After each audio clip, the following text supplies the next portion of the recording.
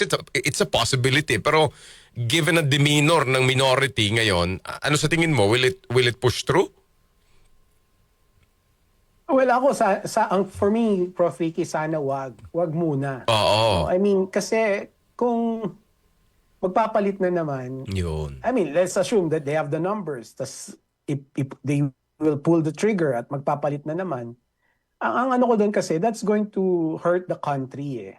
Kasi it's Yes. going to paint a picture of instability. Yes. Right?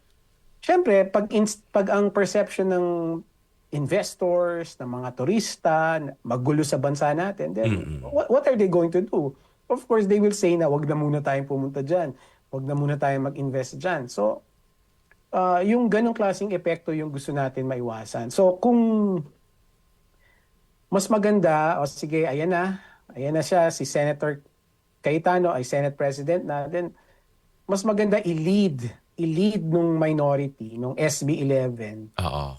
in their own capacity, yung Senado na mag-focus na doon sa trabaho. Tama. Mag-focus na doon sa work at hand. Of Oo. course, yung impeachment, and also yung mga priority legislation na nasa LEDAC list. Oo. Marami pa yun eh.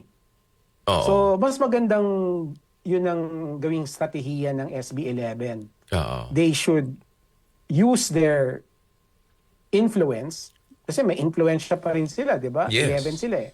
Yes. To steer the Senate to focus on the work at hand for the meantime. Oo. Kesa yung they pull the trigger agad, tas palitan na naman si SP Cayetano, na ang implikasyon nun ay magiging pangit yung reputasyon natin bilang isang demokratikong bansa.